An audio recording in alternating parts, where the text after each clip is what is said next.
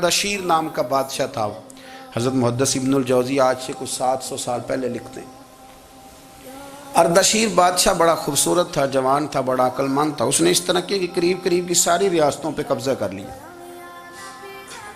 بڑا عقل مند زیرک تھا، قبضہ ہو گیا. ایک بادشاہ بڑا سخت تھا، اس کے ساتھ جب پنجہ آزمائی ہوئی تو اردشیر کہتا ہے اس پہ میرا قبضہ نہیں ہو رہا تھا. اور جب ہم نے ساری ریاستوں نے مل کے اس پر حملہ کیا تو ایک قلعے کے اندر قلعہ بند ہو گیا.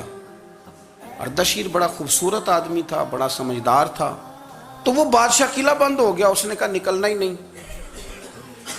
اب وہ اندر بند ہے، یک بارگی حملہ کیا تو وہ بڑا قلعہ تھا، اس میں بند ہو گیا.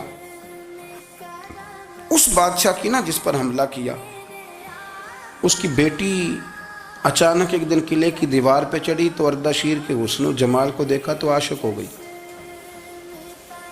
اور اپنے ہی باپ کے خلاف اسے کہنے لگی کہ اگر تو میرے ساتھ شادی کا وعدہ کرے نا تو میں تجھے رستہ بتاتی ہوں حملہ کرنے کا. اس نے کہا میرا وعدہ رہا، تو رستہ بتا. اس نے رستہ بتایا اس لڑکی نے، اور بادشاہ نے حملہ کیا تو اس کا باپ قتل کیا، اس علاقے پہ قبضہ کیا شادی کے وعدے پر.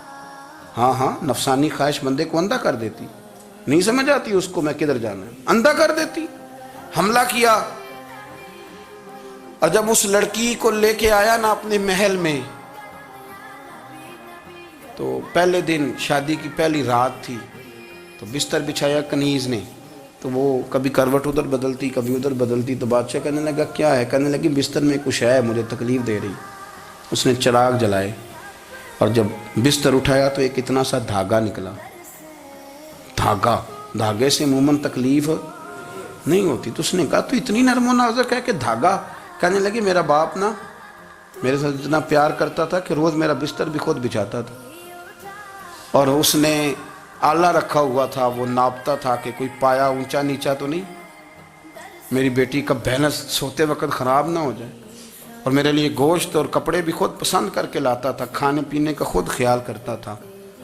اردشیر کہنے لگا اچھا وہ اتنا پیار کرتا تھا، اور پھر تو نے اس کے ساتھ کیا کیا؟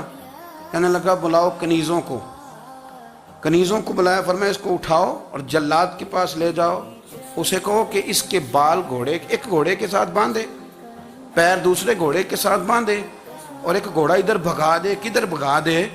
یہ جس کے باپ نے اتنا پیار کیا، یہ نفس کی اتنی غلام ہے کہ اس کی وفادار نہیں رہی تو میری وفادار کیسے بنے گی؟ اس نے اتنے نازوں سے پالا کہ دھاگا اسے برداشت نہیں.